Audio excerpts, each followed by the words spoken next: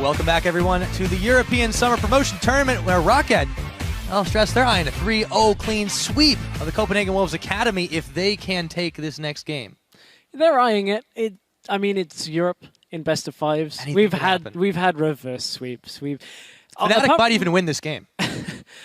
I'm not sure how that one would work, but you know, I didn't say it would be likely. At this point, you know, we've had so many best of fives up until today that have gone all the distance. Nothing surprises me in best of fives anymore. However, I think that would be a very big stretch for Wolves Academy to look to reverse sweep. ROCCAT have been looking far stronger. It's going to be very, very difficult. They've yet to take a game on this stage. We'll see if they can pick that one up right now. It is picks and bans, and ROCCAT, they have not varied their strategy thus far.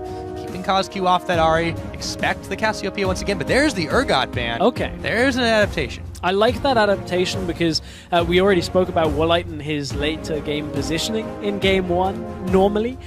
This time, however, Urgot not going to be available. Now you're putting him on to a lot squishier a champion, and a lot of the bans have remained the same, though. Ahri Cassiopeia Nidalee has been the same out of ROCCAT every single game. We're rushing through the rest of the bans and picks. Yeah, this time they give Gragas over, and that's an immediate pickup for ROCCAT. Jankos really wanted that one.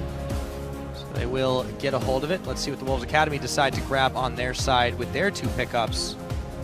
Kyrie has yet to have a really massive impact in this series. I still like the Sejuani, but that's not what they're going for this time. We've got Elise. Yeah, oh, okay, it has been locked in. I wasn't quite sure, I didn't quite catch it, but locked in for Kyrie. One thing Elise and Kyrie do is go hand in hand. It has been 3 games for Kyrie on Elise, one of the only junglers in Europe, or even around the world, that has really been picking Elise, and it's purely for catch potential. Ah, possibly some disengage on top of that one too. They pick up the Braum. Very quick choices from Wolves Academy. They don't reveal too much, just some comfortable picks when their backs are against the wall. We'll see if the Wolves can come out snarling. ROCCAT very quickly take the Maokai and the Lulu again. Let's see what Woolite goes for this time around, though. Yeah, will it be a later game AD carry? We saw him on Jinx, we saw him on Kog'Maw in the regular season. They've got the tools for the jugger, either of them. They have tools, but do they have the toolkit in Woolite's hands? That is the question. Or is he a little bit butterfingers on it today? But at this point, honestly, they could go for a lot here. Wolves Academy, I think, however, are going to focus a lot more heavily on the earlier game. Elise kind of screams that. Sivir now screams that as well. Good mobility on the Wolves Academy. They're looking to build themselves a lead early on, and that's another champion in LeBlanc that's going to get them a lead early on. Question is, what do ROCCAT go for here? That is, of course, the question. I wouldn't be surprised to try for a more hyper-carrying style. Woolite does prefer the Kog'Maw. He will be in a little bit more danger if he does get caught, and this is a comp that can certainly do it. But again, ROCCAT, they're up 2-0 in fabulous style. Maybe they don't feel they have to fear these Wolves. Maybe they don't have to, but at the same time, I kind of feel slightly frightful when Woolite locks Kog'Maw, if he locks Kog'Maw. Just because I'm just remembering back to games in the regular season where he was stepped a little too far forward, and it is locked in, so there is a lot of protection here out of ROCCAT for that Kog'Maw. It's all on Woolite now. Yeah, and you know, obviously this is a composition that's going to go a little bit later game by nature, whereas the Wolves Academy, even though they've been pressured heavily in the early game and the mid game, they've got a composition that should do extremely well in that situation.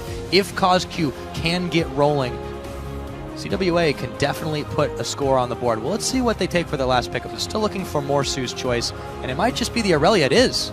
He's not opting for the Fizz this time, going for the Aurelia. That Fizz game last game was his first loss on Fizz in either the LCS or the Challenger Series. Yeah, 4 matches. That's the first time he's taken a loss on it. That's got to be hard. But this time, the Aurelia, he's had mixed success on it, but he's definitely, you can't deny he's definitely got a lot of kills with it as well. I mean, he loves to step up and carry. We've seen it, but this is a champion that I feel can do extremely well against some of the Swishiers.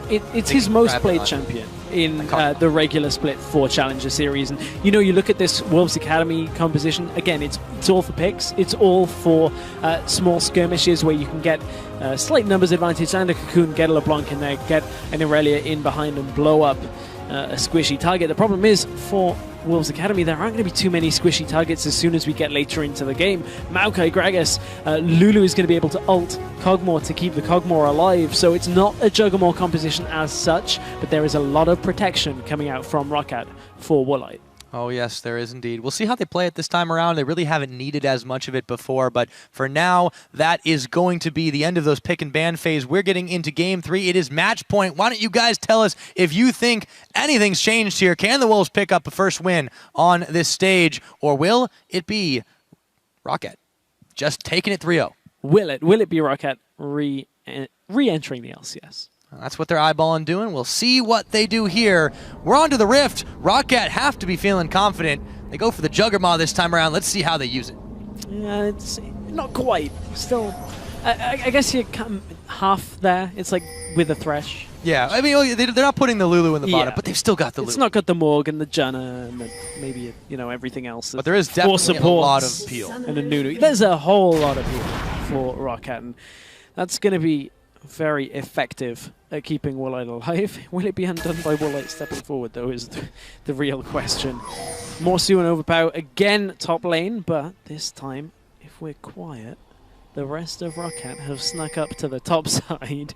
Morsu might be in for a surprise here if he starts trying to get back to his bush and then finds a Thresh there. I think his game sense... Oh, Sapling's pushed him up into the lane. He's up. He's going to look for Woolite, but Vander is there. There's the Blade Surge. Will he get away, however? No summoners used just yet, but he is going to have to take a trip to base. Huge hurt put on him to start this game off. Woolite and Overpow and Vander roving around with the help of Jankos at the back. They're actually asking for help up at the top side here. What are they planning? Still a lot of options out for ROCCAT. And interestingly enough, we've seen kind of the fall-off of these between the tower wards. Now, we know it's being placed.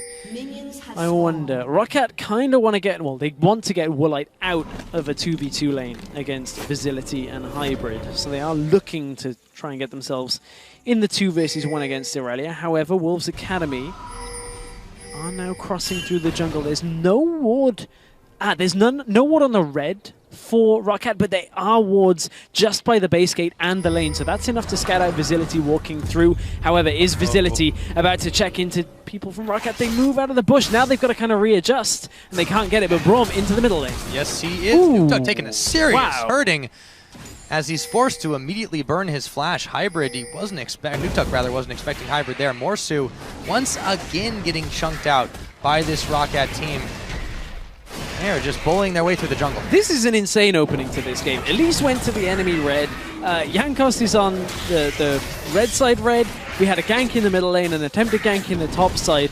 As I said, crazy things happen when the Wolves Academy get themselves into a lane swap. How will it play out in the end is the question. So we've resulted in no flash on Nukeduck. Morsu's used his teleport. Overpow hasn't yet because he's still going with Jankos and he's on the top side of the map. Facility's actually pushing forward. Is going to be in trouble here if Jankos and Overpow go up there, but Overpow is still only level 1, only has a sapling.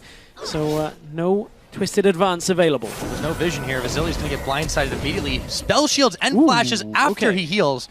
That was an expensive escape, Stress. Everything used by Facility just for him pushing up here, and Overpow gets into the 1v1 situation now without having to use anything. He just walked up there.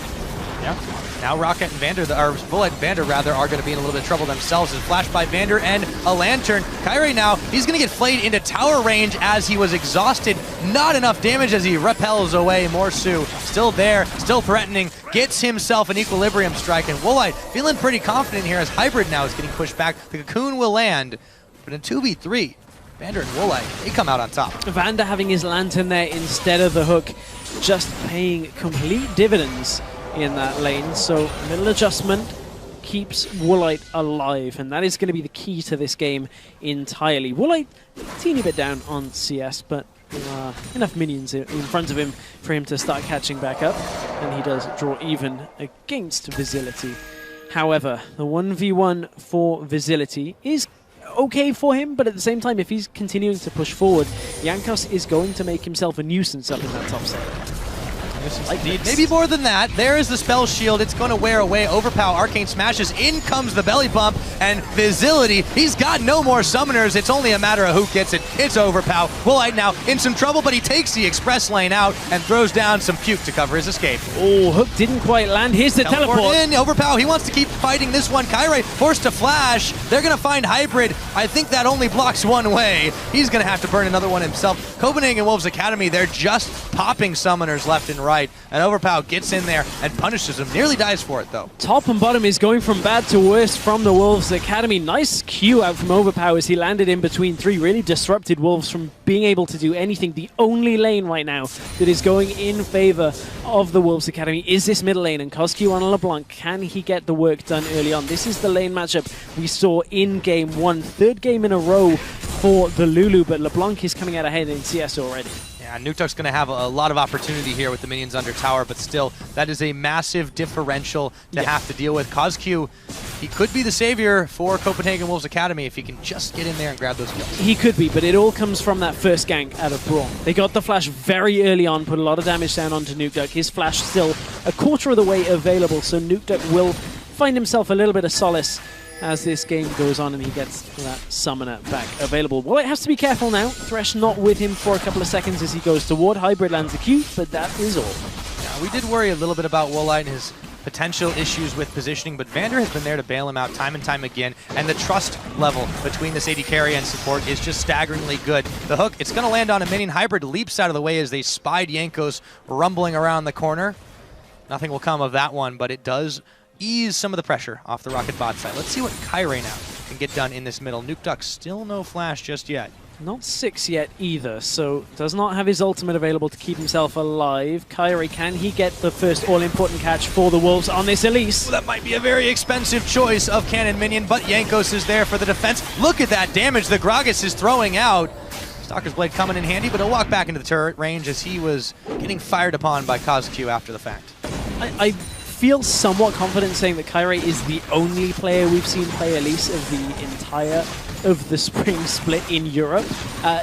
Elise just has fallen off almost completely. Not even in the top 2 tiers of jungle picks. There was so much still available for Wolves Academy. However, Kyrie now is half health. You cannot go aggressive onto this Maokai at half health on Elise. He will just stand there now that he's level 6 and take all of your damage. He's going to go aggressive. Nothing to drop down from. What goes up must come down. And Kyrie does get himself out, but Kyrie is having no luck in the beginning of this game.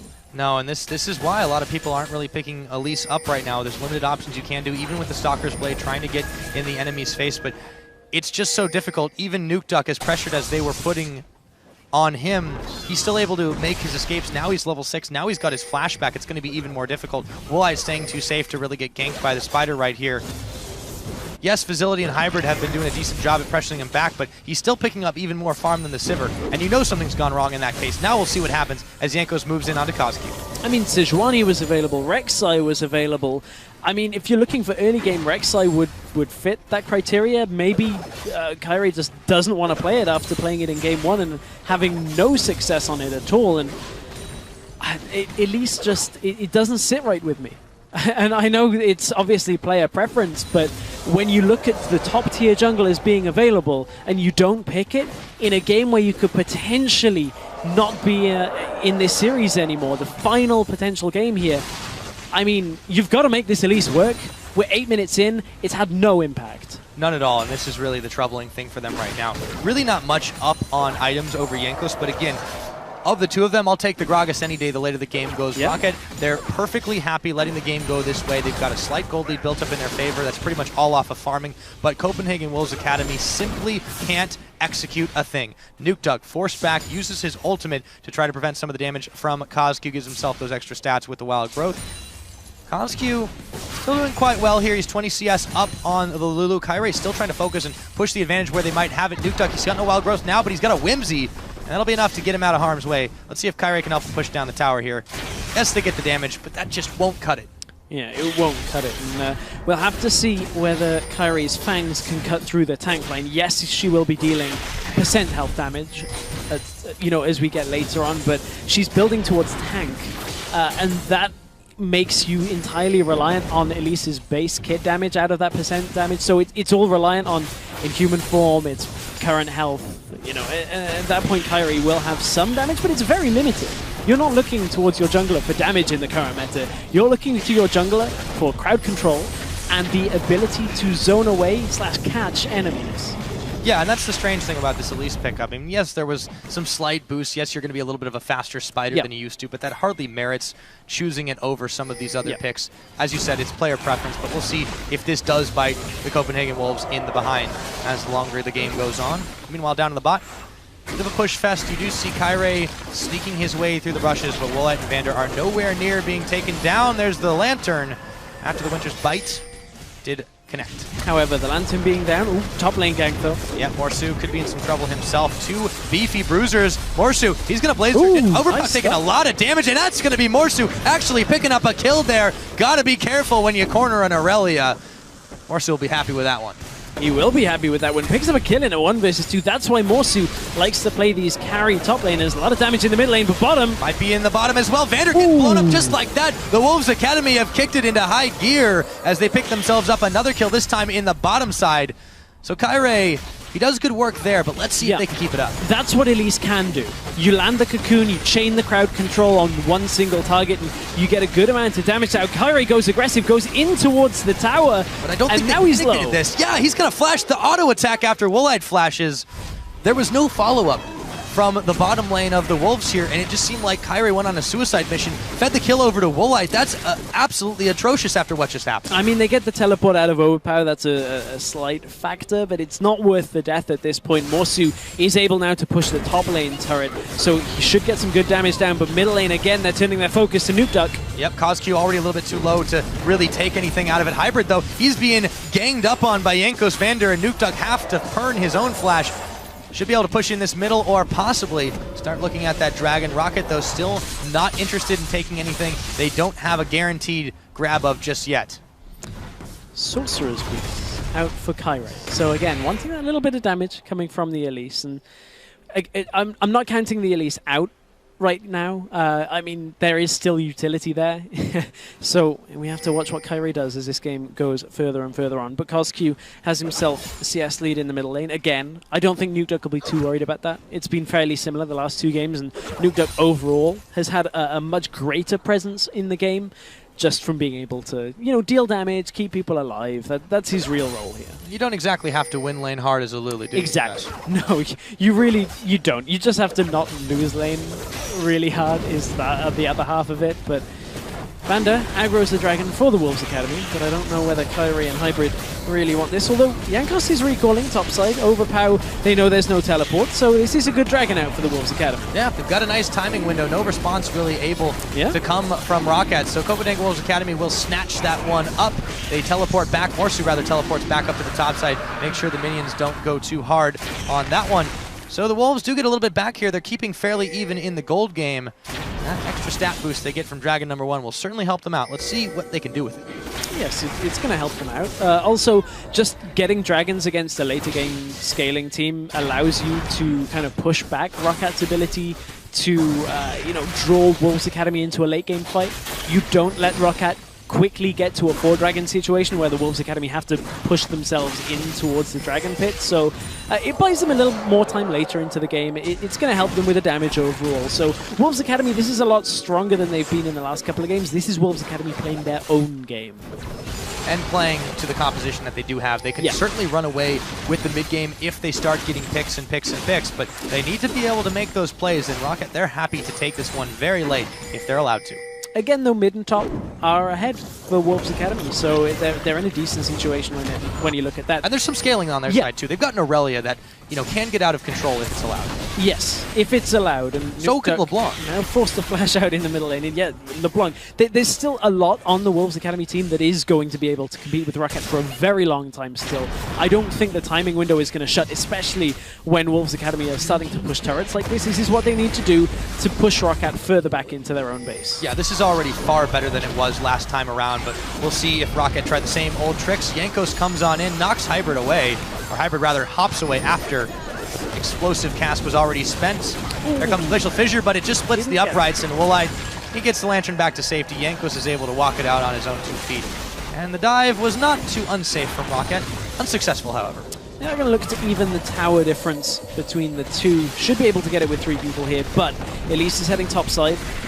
Overpow does have a sapling there, but if Morsu and Elise can get onto Overpow, oh, that turret's still pretty healthy here. A lot of minion clear. No minions left. You do not want to dive a Maokai that has his ultimate not quite available, actually. So, I mean, next minion wave, we'll see where the Kyrie goes for it, but he is backing away. Yeah, a bit of a mistiming there. Yeah. Kyrie, and again, not enough minions for Morsu to really do that, but you do see now Overpow's backing away. He can maybe get this on a second win just of his own accord. Still, 1-1 in turrets, very close in the gold game. A mere 200 gold separating these teams.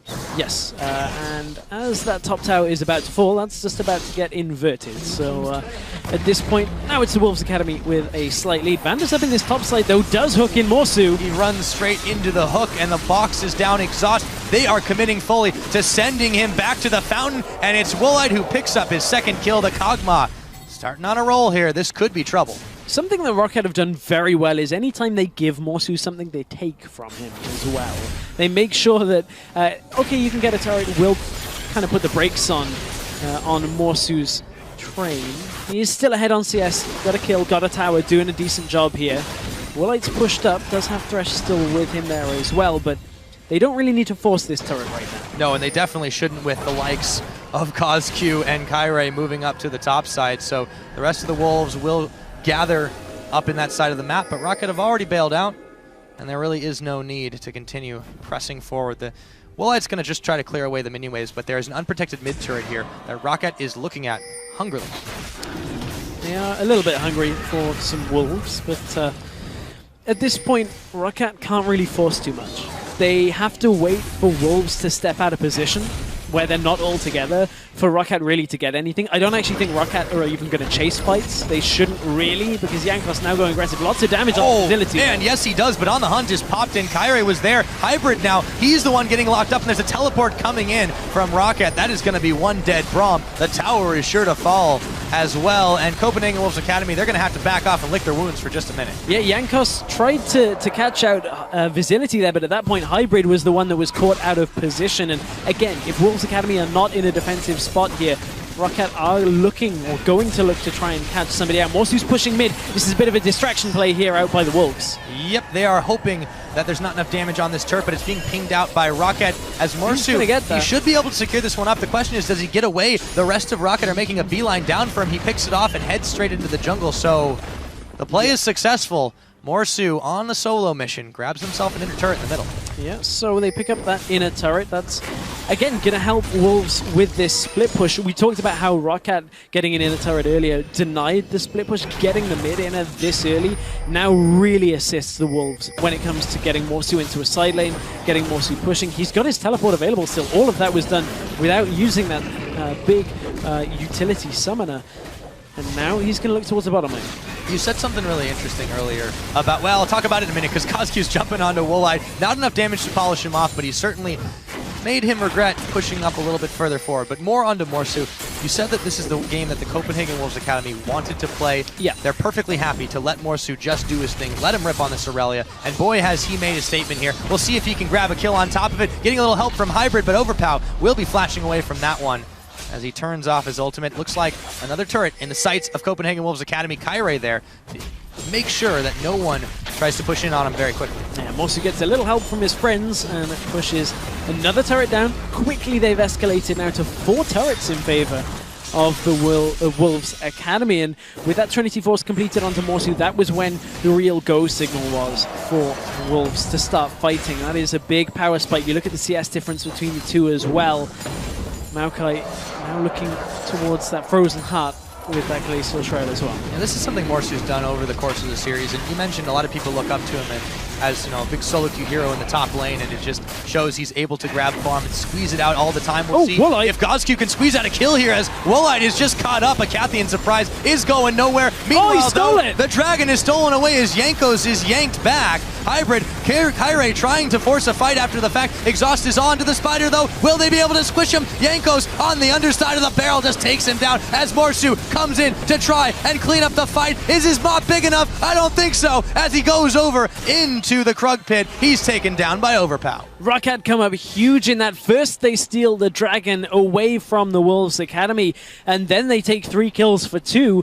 ROCCAT will be super happy with that, especially when that first kill came from Woolite getting 1v1 down by COSQ. Woolite's not on ROCCAT this game. He is going to be very squishy in 1 versus 1. COSQ will look to do that, but honestly, Woolite will say, that's fine as long as the rest of my team are able to fight you, and fight them they certainly did. Exactly. You take that catch out of the equation, and that fight ended up being a 1-4-3 for ROCCAT, and they steal the Dragon as well. Jankos with the quick fingers on that smite, able to pick that one up just in time, and Copenhagen Wolves Academy, they really couldn't do much about that. Let's see how this all happened again. Started with the catch. So this all comes from the ward being down on this catwalk. Woolite steps forward.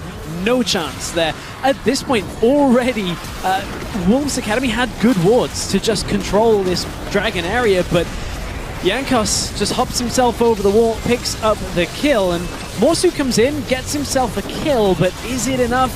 Not really at this point. It's going to help them deny a lot of what ROCCAT want to achieve here in this game, but ROCCAT did enough. They absolutely did. And 2 kills onto Overpow is not too shabby either. He'll get up to his item spike even quicker now. 3 and 1 and 1 on the tree. Now ROCCAT pushing in this middle turret. It's been a long time coming, but they will grab that one closer to evening up the score. Morsu's still pushing on the side, but I don't think he'll be able to deal with Overpow as easily as he was before. And at this point, you look at the item prioritization here out of ROCCAT. Double Righteous Glory so far. And now what that says to Wolves Academy is, you have no real solid disengage. You don't have a Janna. You don't have anything. All you're relying on is Braum and Sivir to get yourself out of a fight. We're just going to go double Righteous Glory, get ourselves on top of you, and make sure that you can never run away from us.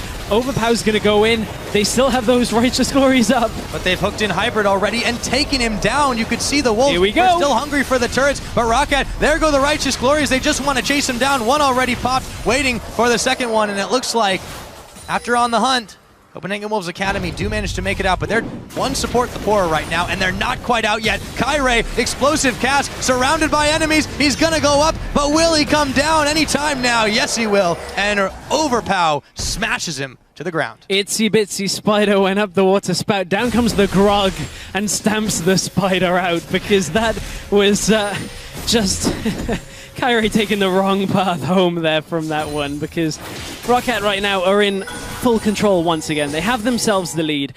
Yes, Copenhagen Wolves have got themselves some towers and some objectives around the map, but ROCCAT again, they've put Wolves Academy on the back foot. Yeah, this is ROCCAT just saying, we absolutely want our LCS spot. You are going to have to fight us tooth and nail and claw for it. At Copenhagen Wolves Academy, they're just not able to do it, but look at what they're trying to do now. They're trying to put more damage onto Kairei. Yeah. I'm not sure I agree with this. The Haunting guys, he needs to be tankier. It's not even, he just got blown up it's so easy. not even the Haunting guys. I mean, that Ruby Crystal that we saw, I thought, okay, that's going towards Cinderhulk. Take a look. That is blue. Oh, wow. That is a Magus enchant on a Stalker's I actually blade. completely missed that. It just looks green. But it is you blue. Almost it's the expected, Magus. but yeah, they're going all exactly. over That's where it went into, and they're just going full glass cannon here. They're saying, if we can't blow you up, this game's already done. Yeah, at this point, they're just daring now Copenhagen Wolves Academy to try and move in on the Baron. They know that Morsu's there, but he's not got a smite. This shouldn't be too difficult for them to lock it up, and it isn't. Ankos secures his team. The Baron, Copenhagen Wolves Academy. I mean, that makes perfect sense that he was getting popped quite so quickly that way that is. Now they can push with the Baron-empowered minions. Copenhagen Wolves Academy, they're running out of options here, and they're in serious danger of being swept under. Again, you remove the possibility of LeBlanc coming in through the side, Irelia teleporting in behind. Now that you've got that Baron buff, Morsu can't really do too much.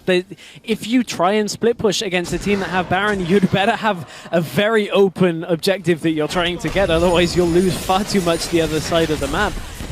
Blade of the Rune King has been completed on Irelia, so not even opting for the Randuins, not opting for the Zephyr that we've seen out of Morsu or other Irelia players, which is a fairly glass cannon build. This one is purely to try and deal with higher health targets, try and chunk through a lot of what is being bestowed onto Woolite. Is it going to be enough?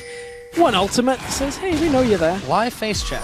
Yeah. You can just... Ooh, Woolite though. Death from above. Vander's hook is not going to connect. Exhaust is down on Morsu. Will ROCCAT fight this one out? Vander looks to be going down, but the wild growth comes out on him. Hybrid now isolated from the team as they pick him off. It's Woolite getting the kill credit. Morsu now running, scared away from the giant tree, but the fat man comes in and smashes him with the barrel. Elise, meanwhile, Kyrie is just absolutely off in the middle of nowhere as he bailed out of that fight. ROCCAT looking to push down this inner turret, and there will be no one from the Wolves there to stop them. This is going to be inhibitor turret as well here. Baroned up minions are about to rejoin a second wave. Will I takes up a little bit? It could be. I feel like Wolves Academy are going to fight over it now. Hybrid's back up. Morsu's still not available. ROCCAT, I wouldn't even call it overstaying here. They're so high on health that it is going to be an inhibitor here as well. Wolves Academy just do not have the damage to fight this. And they hesitated for just a moment. COSQ trying to aim a few parting shots, but it just tickled this ROCCAT team. Now they can easily rotate up, take this inner turret, I should say, on the top side, baroning up these minions. There is no response just yet. The Dragon's now live. ROCCAT can sweep around the map and do whatever they want this game. Regardless of what Copenhagen Wolves Academy have tried to do, this game has been identical to the last and to the first of this series. They try and engage it. Woolite is not quite out of position. He's in a vulnerable spot at first. He kites back. Vander chunks or just takes all of the aggro here to begin this fight. And look at the low health bars on Wolves Academy. There has been almost no focus out of ROCCAT in that fight. They've just said, hey, he's right next to me. I'm just going to put damage down onto him. And everybody's half health. Morsu gets dropped at the end of that fight as well. And they just have no survivability on Wolves Academy. Nukeduck now 1v3. Can he get it out? Not for long. The rest of his team was there. And immediately, Copenhagen Wolves Academy 180 out of that one. But look at this chase here. Vander's got a catch on Hybrid. They can turn their attention to that. Woolite a little bit further behind this time around. Maybe he could get caught by Kyrie, but the rest of the team is not going to be anywhere near there in time. Rappel up, trying to pick off Woolite. He goes in. That might be the consolation prize, but he doesn't get it. The Caterpillar is stronger than the Spider. And ROCCAT are just running away with this game, Stress. The full AP Elise, or may as well be, can't 1v1 the squishiest member on ROCCAT. How do you expect to win this game? ROCCAT, they're going to push in for a second inhibitor turret. Morsu is split pushing, but there goes Overpower. He's TPing back. Morsu just can't get anything done. No, he nearly was able to pick another tower off, but that was just all there was to it with the teleport in. Overpower saves that day. Particularly, they grab another inhibitor here. ROCCAT running away with this game. You said it, and I'll say it again. It's turning into another identical match of the last one. Yes, Copenhagen Wolves Academy had a better early game this time around. They were taking turrets, but it just wasn't enough. And now ROCCAT looking to extend it even further here. Another dragon to their name will give them a few more extra stats to knock those down. And ROCCAT have not even broken a sweat in this series. There's been little to no competition for ROCCAT in here, and I'm not going to overstate that, you know, when people say how good ROCCAT can be, this has just been ROCCAT just playing the game. This is the basics. This is nothing more than ROCCAT playing as a team. Nukeduck gets caught out, the rest of the team are here already.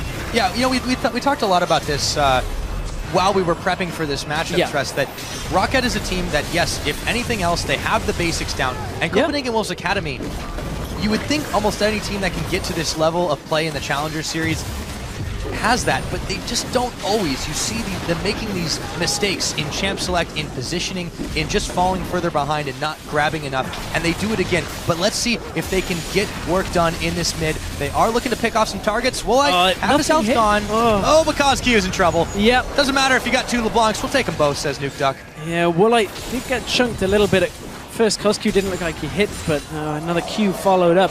I mean, this is a team that is used to playing the top teams in Europe again and again every week for the last year and a half, 2 years, against a team that are fairly new. When you look at things, this was a team that they said to themselves, we're going to play a lot of Dutch lands, a lot of smaller events, and they found themselves here.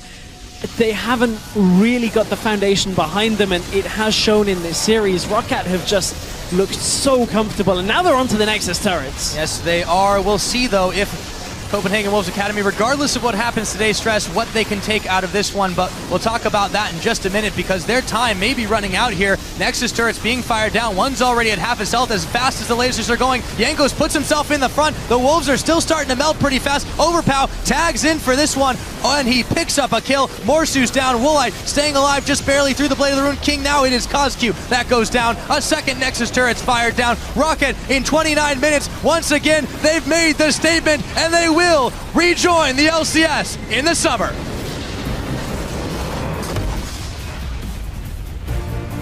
And a very subdued reaction from ROCCAT. They'll say to themselves, let's be honest, that's the result we expected for themselves as a team. You heard the ROCCAT players earlier saying, we can't even believe we're in promotion tournament. The fact of the matter is, that's where they ended up. That looked like an LCS team playing together. Not going to talk about where the placement is overall. It was just solid. It was consistent. It was what ROCCAT needed for that series. Yep, a well-deserved win. His new coach, Yamato Cannon, gives their congrats. The rest of ROCCAT shuffle over to the other side, shake hands with the Copenhagen Wolves Academy. But they have got to be relieved with all of that. It was a nightmare scenario for ROCCAT after the course of this split. It was a what exactly happened with us, and they got themselves back on the ground. They got their feet moving, and they really just took that to the Wolves, as you said, without really breaking a sweat. Yeah, I mean, let's look at the other side of the coin here for Wolves Academy. You can't overlook the experience that being in a promotion tournament can give you. I mean, to name a few other teams that have found themselves in failed attempts at the promotion tournament, H2K, one of the biggest ones. They failed the first one. When they were Cloud9 Eclipse, they failed another one. Cloud9, the very first time in the North American team, tried to qualify. Now, I'm not going out on a limb to try and say that Wolves Academy could become, the next Cloud9 or anything. What I'm saying is the experience is invaluable. They now need to take this experience and build an even stronger team for the next split of Challenger, because they will retain their Challenger spot, as will Reason Gaming for the summer split of Challenger. But they've got a lot still to put together to come back in the summer. Precisely. I mean, as much as we talked about how they don't necessarily have the basics, we're stacking this up to a now reminted LCS team. There is a lot that this team can do. They can go very far. I think the expectations were extremely low. No one really had the idea when this team, the Lowland Lions, now the Copenhagen Wolves Academy, came out of the gates and just did everything in their power to tear through the Challenger Series, only being stopped by Origin. And now I really think they've got to give themselves a pat on the back for having made it to this stage. Despite how the results went, they've got a very bright future ahead of them. Yeah, they have, but when you look at ROCCAT, who now they're back in the LCS, they've now got Yamato Cannon in as a coach. There have been some changes here to ROCCAT's play in the respect that they brought the Urgot out. I mean, they've got It's a very different play style than what we used to see, the variety. And yes, they went back to a little bit more basics in that Game 3, but honestly, that was a great relieving of tension for them, I think. Yeah, they've shown variation, which is the beginning of a path to, just building a team that has more than one playstyle of put Woolite on a carry and don't get picked in the late game. Put him on a tanky carry, he can carry through the game. And honestly, even on the Cogmore, he was 4-1-6, never really was pressured in that game. I wonder how it would go in the LCS season, but that's something we're going to find out when we get to the summer split. Absolutely. So with that all done, we're going to step on stage where Pulse is standing by to talk to a member of the victorious ROCCAT. Thank you very much, Parrot Eknix. I'm Richard Pulse-Cam, and I'm joined here by ROCCAT Vanda. First off, well, congratulations on the win. You're back in the LCS, but I do want to take a step back and kind of talk about the split in general. I mean, your expectations coming into the split was you were going to take an upper spot, you were going to go into playoffs. Now that you've come into the promotion tournament, kind of in review, how do you think the split went? What were the ups, what were the downs, what went well, what went bad? Well, I think pretty much everything went bad for us this last split. We don't really focus on the past, we just want to go forward, So I hope we'll manage to bounce back in the next split and actually still have high expectations for our team. I don't think we will end up here again. Fantastic. I mean, your champion selects were very good, and I kind of want to touch on that. Yamato Cannon, he's your new coach now. How has that affected the teams? Has it enhanced your champion selects? Has it enhanced the team mentality? Yes, he's working both on the team mentality and also he puts a lot of focus on champion picks and bans. as you could see today, like I think our drafts are much better since he came here, and I think he's much more better for our team, and he's really useful. Well, looping back to my first question about how your expectations were going into spring, would you be bold enough to make a prediction now and how summer's going to go for you guys? I think we can still go top 3 in the summer, and maybe, I think it's possible that we will qualify for the tournament, for the Worlds, maybe even just go straight there from first place. I mean, our goal is obviously to win the split, but it will not be easy. There are tough enemies, and we will just see how it goes. Well, fantastic. Once again, congratulations on the win. Thank you very much for your time. Well, we're going to shoot it over to the analyst desk to close out the day. Thank you very much, Pilsa. And wow, Vander, some strong words again. You know, coming off a 3-0 that was very heavily in ROCCAT's favor. Yeah, top 3, maybe we'll qualify for Worlds by winning summer splits.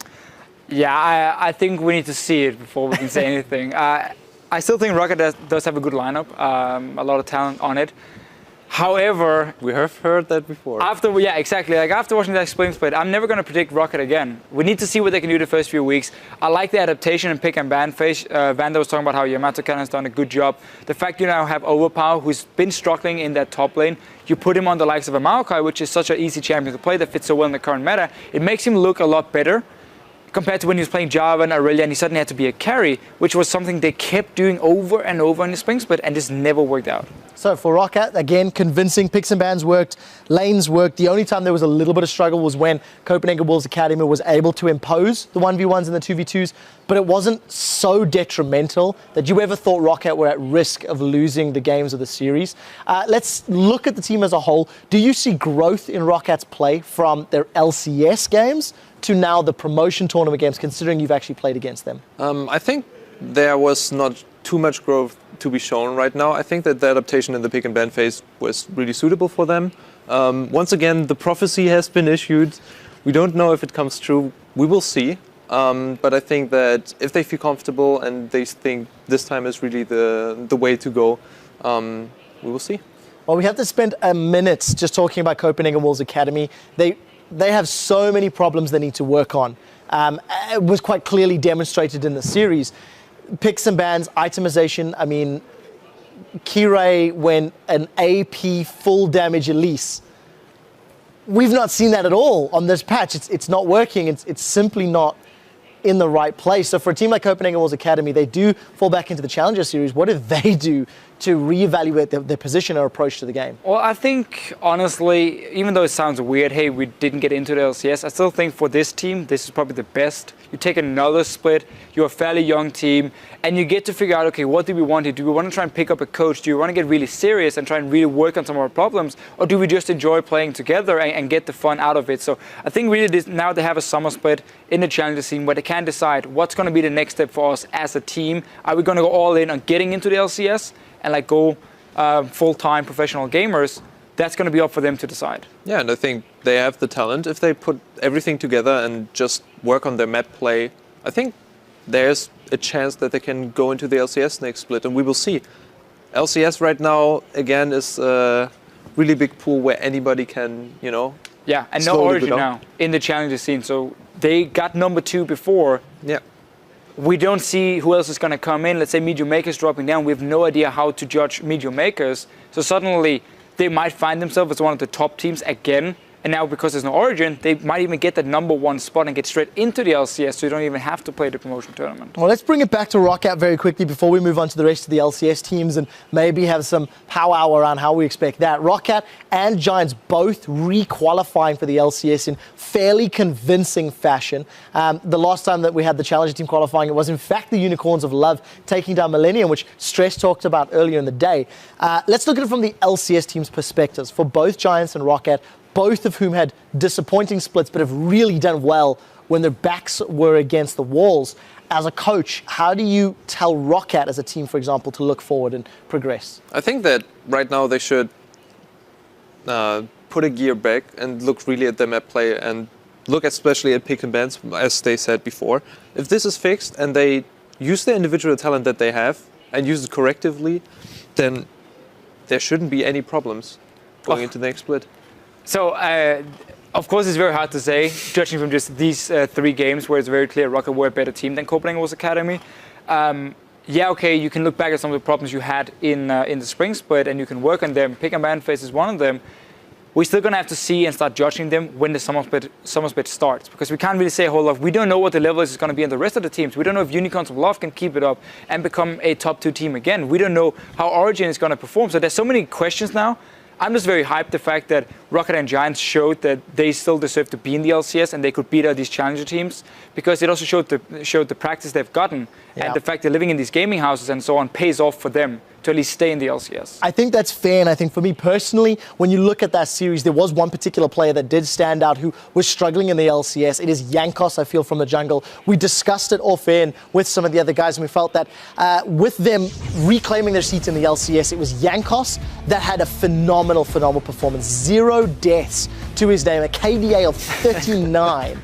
And every single champion he played was just phenomenal. Sheepy, I know you quite liked his Gragas, in that 3rd game. His Rek'Sai Engages game too, I was a fan of. What was your take on Jankos' performance? Yeah, I think Jankos played a really strong series this time, controlled the map really well, made Kirei look that he was out of the place a lot of times.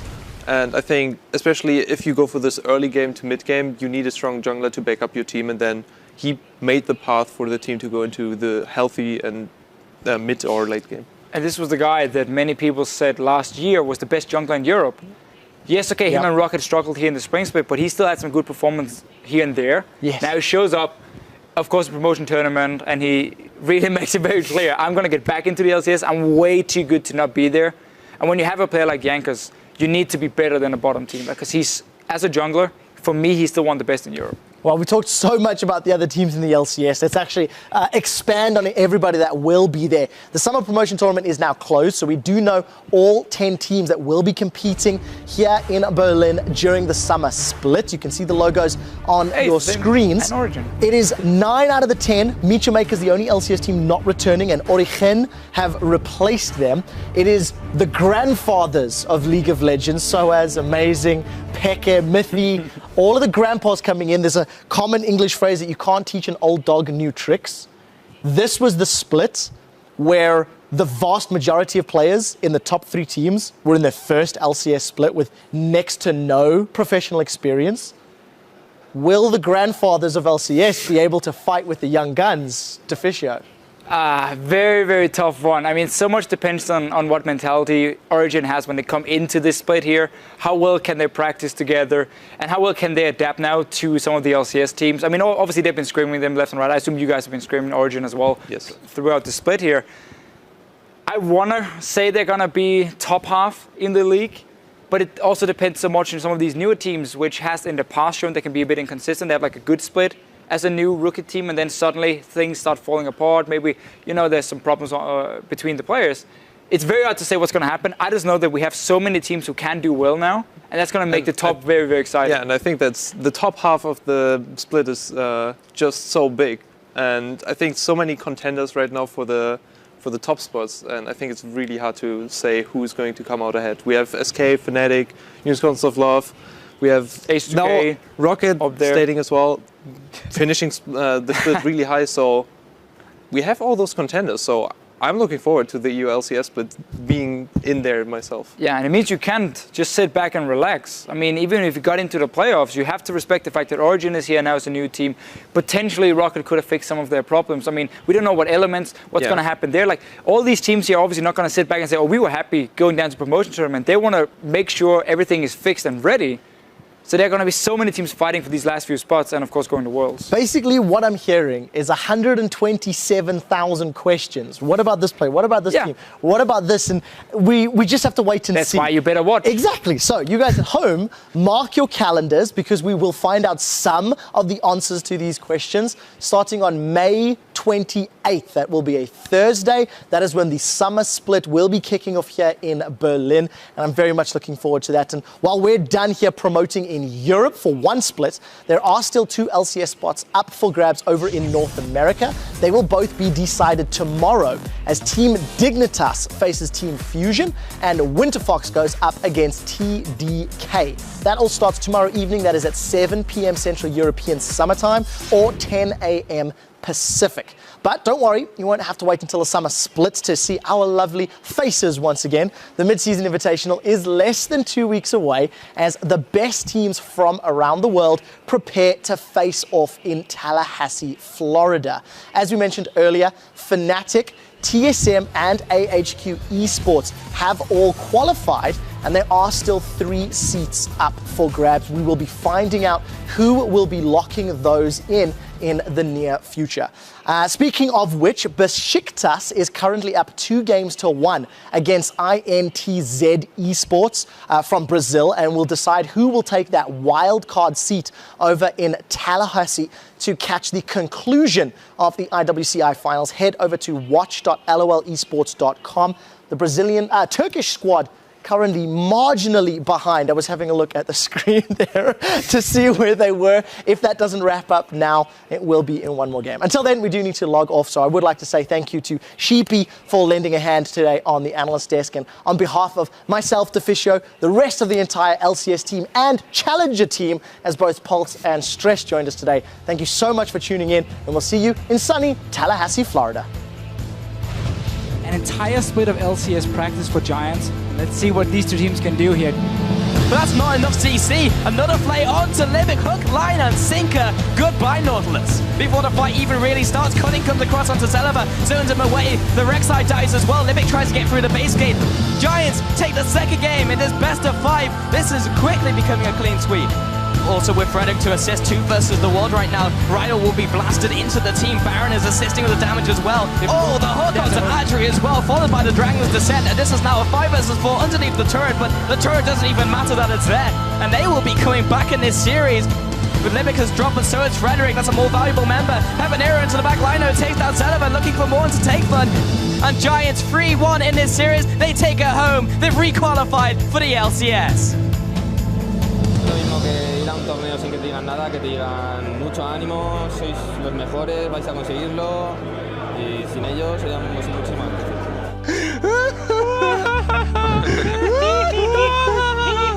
And this is crazy, but here's my number, so call me maybe.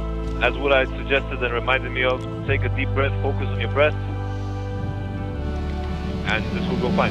He does get the ult, he does have some serious damage. In comes Jankos and Vander, but do they have enough to follow up as Overpower slays Hybrid? He does manage to pick that one up. That TP. Run away from tower, run here. Yeah, we can still fight this. I have ulti, Focus freeze, I think. We kill them all, guys. Tower, Urgon tower. Lolo Master. Nice. It's not even 30 minutes, and Copenhagen Wolves Academy admit defeat in Game 2. Jankos on the underside of the barrel just takes him down as Morsu comes in to try and clean up the fight. Is his pop big enough? I don't think so. Staying alive just barely through the blade of the Rune King now in his costume. That goes down. A second Nexus turret's fired down. ROCCAT, they've made the statement and they will rejoin the LCS in the summer.